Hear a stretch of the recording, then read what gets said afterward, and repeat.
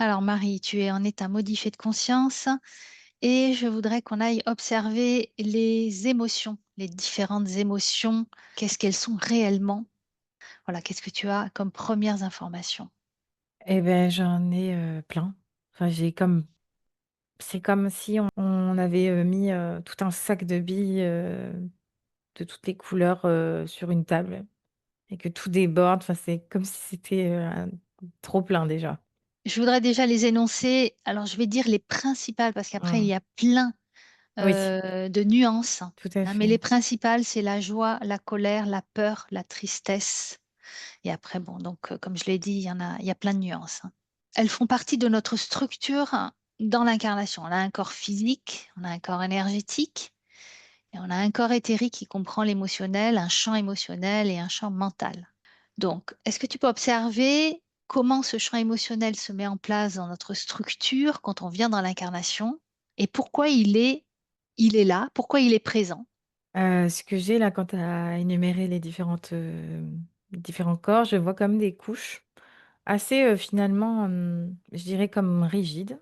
Et puis il y a le l'émotionnel qui s'est, quand tu l'as, énoncé, qui s'est rajouté en couche entre le mental et le physique. Et ça a créé comme une sorte de couche, très, comme moelleuse en fait, très confortable. Quelque chose qui est plus confortable à vivre. Qu'est-ce que ça apporte alors du coup à notre Alors, structure d'être humain?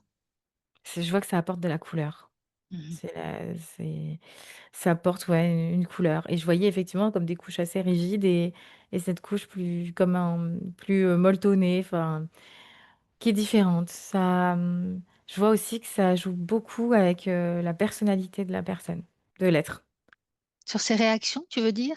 Bah, le fait qu'il soit, par exemple, je sais pas, une couleur est une émotion et la personne, elle va avoir, tel mélange de couleurs. C'est qu'en fait, elle est, plus ou moins, réceptive et va plus communiquer cette émotion-là et ça définit, sa personnalité. Alors, on considère souvent les émotions comme, un champ, qui nous appartient, mais qui nous bloque, qui nous entrave dans notre évolution. On voudrait parfois même les supprimer, les enlever ou ne pas les regarder.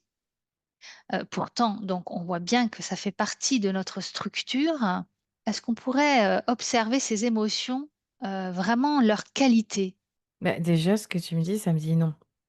C'est Alors, pas du tout c'est-à-dire? une entrave à notre évolution, Oui. bien au contraire. C'est, Alors justement, ça va pourquoi elles dépendre comment tu existent? les, Mmh. digères, ça me dit. Parce qu'elles sont là, c'est pour au contraire, fluidifier les choses, mieux, ingérer les événements. Je comme si quand tu as des événements, et que tu fais face à des émotions, c'est pour que tu comprennes toi où tu te situes en les émotions, c'est comme des, indicateurs d'être. Ça te montre que tu es plus ou moins, touché par l'événement ou voilà, il y a quelque chose et puis tu vas ressentir de la joie, donc tu vas continuer dans cette voie-là. Donc je vois que c'est plus, comme, finalement même des guides. Tu vois? Plus ça que tu vois que ce soit quelque chose de limitant. C'est après comment toi par contre si tu vis totalement dans ton corps émotionnel tout le temps, ah ben, oui, ça va dépendre de l'émotion bien sûr, mais ça peut être, bah, catastrophique. Je vois quelqu'un qui pleure, beaucoup, qui est beaucoup triste, qui est triste souvent. Tu restes tout le temps dans cette tristesse. Déjà, ça fait comme une sorte de boucle, voilà, où tu es en boucle, en fait, sur ça. Tu t'en sors pas et tu le vis très, très mal et là, c'est limitant et je vois pas les émotions ne sont pas, ne te limitent pas du tout. On observe, hein, souvent que bon, la joie, évidemment, c'est quelque chose de très positif, mais finalement, les autres principales émotions, qui sont la colère, la peur et la tristesse, elles, finalement, la façon dont on les vit, on les considère plutôt négatives et vont, créer donc des entraves, heu, voilà, des entraves par rapport à des problématiques et nous empêcher d'avancer. Donc, est-ce qu'on pourrait observer donc ces 3 émotions, colère, peur, tristesse, mais leurs avantages, leurs Mmh. qualités et pourquoi elles sont là vraiment? Donc si tu prends la colère, par exemple. Mais juste avant? peu Oui, importe, quand tu vas-y. disais la joie et les 3 autres qui paraissent Mmh. négatifs, j'adopte, je prends le point de vue que tu me présentes et je le comprends très bien. C'est juste qu'en fait, la joie, elle est tellement supérieure qu'elle a pas besoin il y a pas besoin d'avoir 3 positives et 3 négatives, tu vois? C'est la D'accord. joie, elle va suffire à de toute façon à surmonter toute autre, émotion et bien plus encore. Donc c'est pour ça qu'il y a ce ratio-là, je veux dire, voilà. Mmh. Hem Ouais. et après sinon donc la colère, je me place bien neutre. La colère déjà, ça me dit que c'est une émotion qui arrive pour, te permettre de t'affirmer. En Mmh fait, mh. ça vient réveiller quelque chose en toi où tu es pas en accord, avec ce qui se passe et là, en fait, c'est comme une demande intérieure d'affirmer qui tu es et après c'est, comment tu la gères. Parce qu'elle vient et elle est ça me dit que c'est explosif, c'est une énergie, C'est ça, elle est puissante. ah ouais, elle est puissante, mais je vois comme 2 couleurs, tu vois?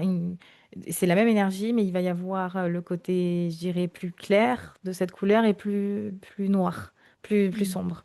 Je vois, du côté plus clair, ça va être une énergie qui est ultra puissante, mais qui va, du coup, bah, permettre l'affirmation de soi et qui va être, comme créatrice. Parce que du coup, ça tu vas ensuite, après t'être affirmé, bah, créer et affirmer qui tu es. Et alors que toujours de cette même puissance, ça peut être mais voilà, tu peux raser, toute une population, quoi. C'est vraiment, c'est énorme et c'est destructeur, et pour toi, en fait, c'est toi que tu détruis aussi. Intérieurement, c'est la colère alors, là, ce que j'ai, c'est, bah, la colère quand elle arrive, c'est que là, il y a besoin de s'exprimer, besoin de s'affirmer et c'est Donc comme ça si part vraiment on d'un t'offre 2 besoin. choix. Ouais Oui. et là, on Mmh. t'offre vraiment le choix, ben, soit de fait d'en faire quelque chose, de cette comme si tu avais un feu, ultra puissant comme, je vois un kamehaméha, tu vois? Le truc, Mmh.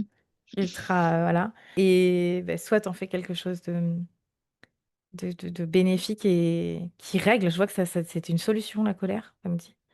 Ça va solutionner la problématique dont tu fais face ou alors au pire, ça va la détruire. En fait, ça tu as une problématique, soit tu la soignes avec cette colère ou soit tu la détruis parce que mais du coup, tu détruis tout autour aussi. Je vois que ça peut détruire beaucoup de relations aussi. Enfin, ça met comme le feu, mais partout. C'est au lieu que ça soit ciblé, c'est voilà, c'est co donc la colère, elle peut être canalisée. En fait, quand, la colère arrive, il faut la prendre et la canaliser à un endroit précis. Tu vois que tu peux vraiment il faut la vivre mais pas la subir. Il faut être Oui, alors assez dedans justement, tout en comment peut-on faire? On ressent une colère en nous, on a envie de l'exprimer, donc comment faire pour, gérer tout ce qui se passe en nous quand on ressent cette colère? alors ce que j'ai, c'est, l'observer.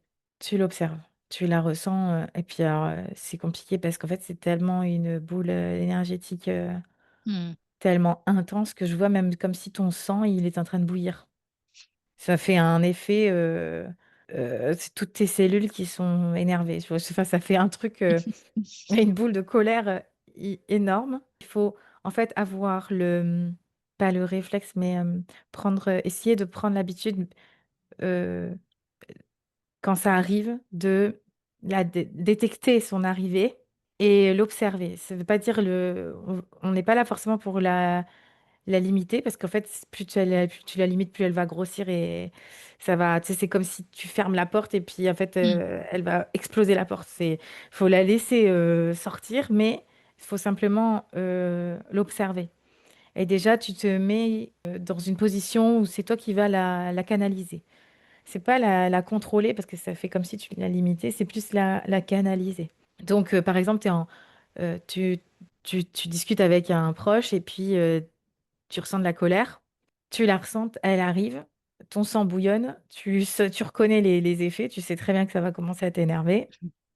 Bah, déjà, juste observer que ça monte et essayer là, à ce moment-là, d'être rationnel, enfin, d'avoir de la raison, d'être, Du recul, prendre du voilà, recul. un petit peu en tout cas, parce que je vois que c'est Mmh. assez compliqué quand ça arrive et déjà se dire: «Bon, cette colère, je la cible où?» Est-ce que c'est sur la personne en face de moi? Ça me dit qu'il y a pas de réponse, ça Mmh. va dépendre du est-ce que c'est, par rapport à la situation? Est-ce que c'est pour plus tard? Est-ce que, Ou voilà, est-ce que ça c'est réveille en moi quelque chose aussi? voilà, bien sûr. Mais alors ça va dépendre bien sûr, des personnes, mais c'est comme si ça arrivait le après parce que Ouais, ouais. c'est tellement en fait, faut tellement que ça sorte, tu vois? Comme un feu qui sort de nous qui que c'est quand ça s'éteint qu'on se dit, «Ah bah, en fait, c'est Mmh. parce que moi aussi», enfin, c'est après que je vois que l'introspection, elle arrive après. D'accord, donc essayez au mieux, hein, de prendre ce recul pour que ça ne sorte pas directement comme ça, face à quelqu'un. Oui et Parce que c'est très puissant et ça peut être destructeur. voilà, je vois pas du tout quelque chose je vois pas ça comme quelque chose de pas bien, en fait. Tu vois? Au De contraire, négatif, ouais. ça peut être tellement positif, ça va dépend comment Oui tu le prends. et ça veut peut-être aussi, montrer à la personne que, elle n'a peut-être pas l'occasion ou des occasions suffisantes de s'exprimer et que là, c'est venu à un point où, bah, ça s'est accumulé, accumulé et ça doit sortir de toute façon pour s'exprimer, affirmer qui Oui, elle est et oui, c'est donc ça. si elle, elle le prend en compte, elle peut par la suite mettre en place des choses pour pouvoir justement s'exprimer et que ça Oui, ne sorte pas c'est comme ça. ça d'un coup de façon, incontrôlée. Voilà, mais c'est vraiment effectivement une affirmation, de soi. C'est, «Bah, ça, j'en veux pas. Ça me Mmh. plaît pas» et c'est comme ça et ça en fait, ça vient mettre vraiment beaucoup de piquant dans ton caractère. Comme, je vois même, un animal, il va faire ça pour se défendre, donc c'est finalement, c'est un acte d'amour envers soi-même. Et oui. Être en colère, c'est ça aussi. C'est, bah, ça, j'aime pas. Alors c'est sûr après, il y a des colères qui sont excessives et peut-être aussi, injustifiées, mais ça, c'est après, à nous de comprendre pourquoi on s'est mis en colère et cetera, mais si on s'est mis en colère, c'est qu'il y a quand même quelque chose où on est vraiment pas d'accord et on a en fait, il y a je vois le corps émotionnel, il a vraiment envie de je vois, il met le poing sur la table et c'est écoutez-moi et même si admettons c'est injustifié, c'est qu'en fait au fond de lui, il s'écoute c'est lui qui s'écoute pas assez ou il se sent pas assez écouté.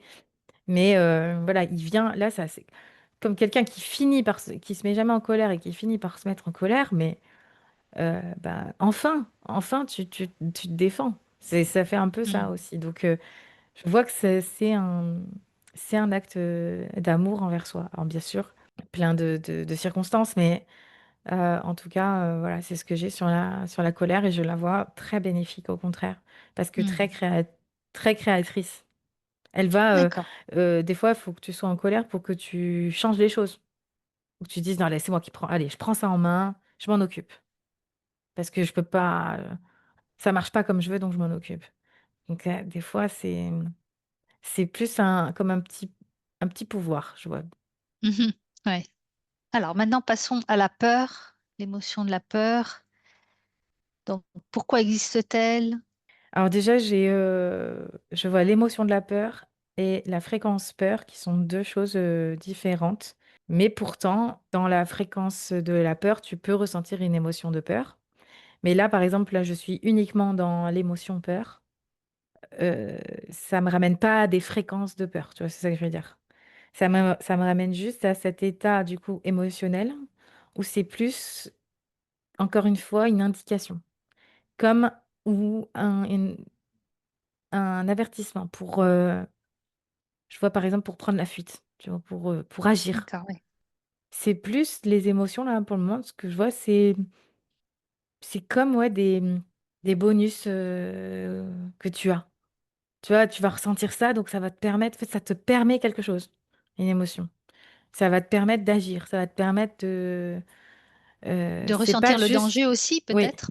c'est pas juste le subir et Oui. voilà et tu le subis et c'est fini. Non, c'est vraiment, tu le vis, c'est pour t'indiquer ou te pousser à agir et là, la peur, c'est ce que j'ai. Je vois, cette émotion de peur, te pousse à agir aussi. Et moi je donne souvent co l'exemple, si on n'avait pas peur, on se jetterait d'un ravin, on ne s'en rendrait pas compte. que c'est dangereux.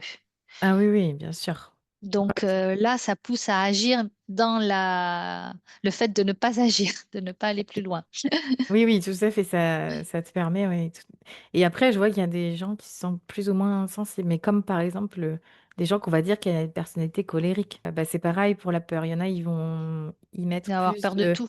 oui, mais parce Mhm. que ça les a tellement protégés qu'après, bah, tu sais, ils restent dans leur zone et tout fait peur par contre après, hein, donc c'est pas, Oui. c'est limitant pour le coup, mais l'émotion de la peur, ça me dit que c'est primaire.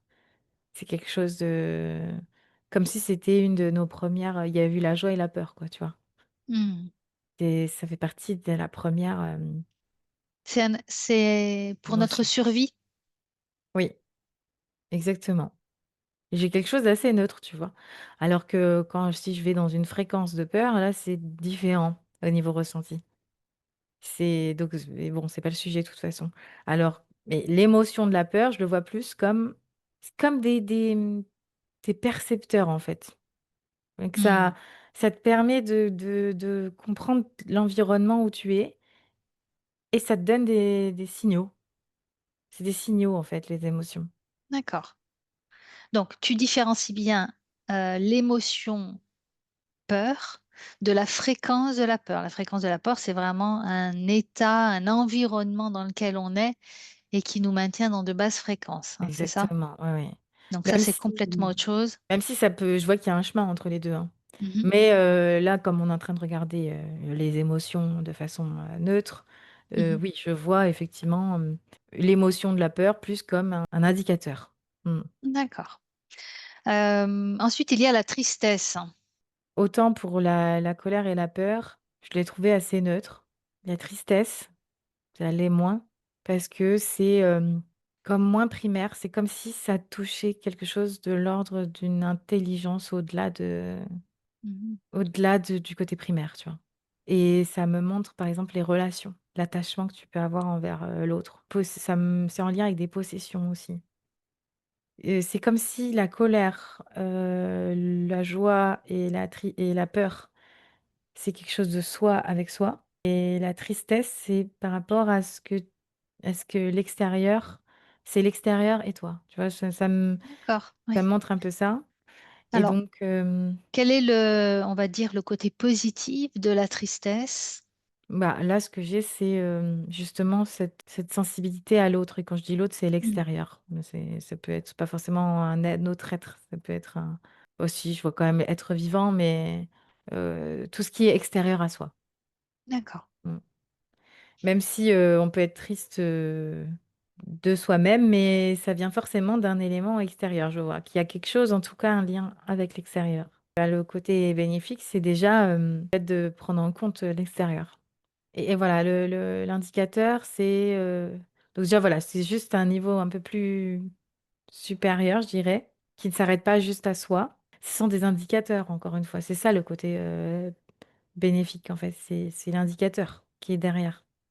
Parce Il que m- la tristesse, sinon tu la subis juste, hein, oui, il me semble que tu m'avais dit dans une session que la tristesse permettait aussi de changer de direction.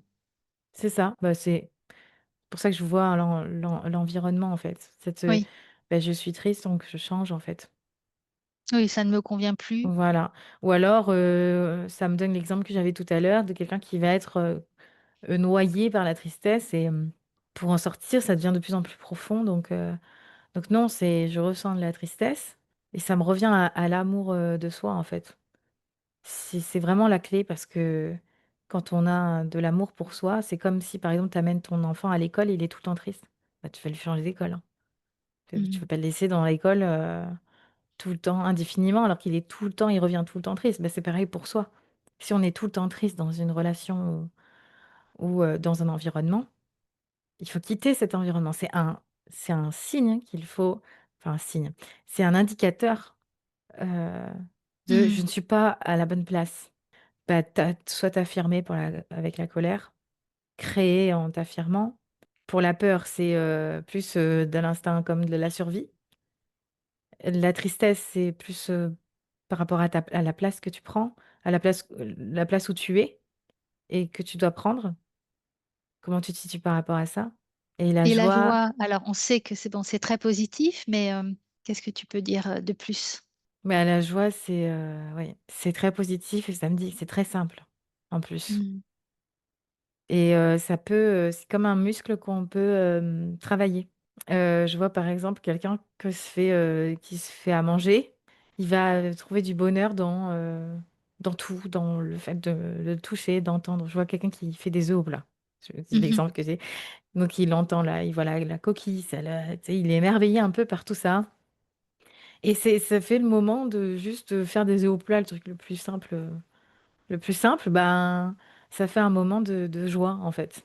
Et plus on s'exerce à ça, plus tout est joie, tout est super. Donc Alors ça ça vient paraît, plus de l'intérieur que de l'environnement ouais, extérieur qui nous mettrait en joie. Ça ah dépend quand oui, même beaucoup de nous, c'est ça? oui. Oui, bah, je vois que c'est comme un muscle. C'est vraiment ça, ça se travaille et puis tu peux aussi, en perdre. Mm. Plus tu le travailles pas, tu peux le perdre et puis c'est pour ça qu'il y a des gens qui vont avoir un caractère, très joyeux. C'est parce qu'ils ont, l'habitude de voir la joie, et de choisir la joie, samedi.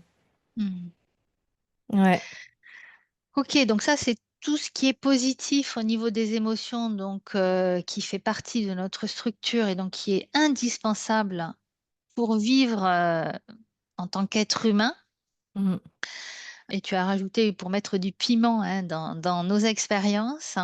Et donc, on l'a vu, quand il y a accumulation de ces émotions pour X raisons, parce qu'elles n'arrivent pas à bien être transmutées, vécues, parce qu'elles ne circulent pas assez bien, donc il y a accumulation et donc ça crée des blocages. Que deviennent donc ces émotions positives, enfin, ou du moins qui sont là vraiment pour nous aider, qu'est-ce qu'elles deviennent? On a un chemin avec des multiroutes, comme si ça nous menait quand même un peu au même endroit, mais il y a plusieurs chemins, selon après bon et les émotions, je vois que c'est simplement, bah, je vois des panneaux qui t'indiquent, des directions. Donc voilà, c'est pour ça que ça me montre ces indicateurs, en fait. Ouais. Ça va venir te te te te guider. Je C'est vraiment des guides. Après, bah, l'émotion, c'est comme si tu l'as choisie pour, je vois aussi, c'est comme une barque. Tu vas choisir cette émotion pour aller, d'un point A à un point B et ensuite, donc ta question, c'est qu'est-ce qu'elle Oui, devient cette émotion une qu'est-ce fois qu'elle qu'elle est, devient? Oui, alors, bah, ça va dépendre de comment tu la vis oui, justement, ou quand subis. souvent il y a accumulation Ouais. d'émotions. Bah, alors des fois, elles sont non exprimées. Genre, par exemple, bah, la colère, tu la ressens et puis, voilà, faut être très fort. Tu arrives à la ravaler et là, bah, alors là, ça devient, bah, je vois le sang qui bout encore dans ton corps, en fait et du coup, c'est dysfonctionnel, complètement. Ça vient, je vois que ça peut péter des vaisseaux. C'est vraiment bah, là, c'est le corps physique encore une fois qui va prendre plus tôt et en plus, l'émotion, elle va être comme, je vois comme un ballon là bah, j'ai la colère, parce que c'est comme si c'était la plus simple à observer, qui est, rempli d'air. Un ballon donc il est prêt à exploser et il attend que ça d'exploser et il explose pas. Du coup, il se flétrit et il s'accumule. Il est pas prêt à exploser, mais il est quand même mis dans un coin où il n'a pas lieu d'être et donc ça vient comme après, pourrir, s'envenimer, quoi. Ouais, Mmh et pareil pour les autres, émotions dont je vérifie. Une émotion de peur non exprimée, bah, ça crée des ça me dit comme un monstre dans le placard. Donc j'ai des exemples d'enfance, hein, mais ouais. tu peur d'avoir un monstre dans ton placard.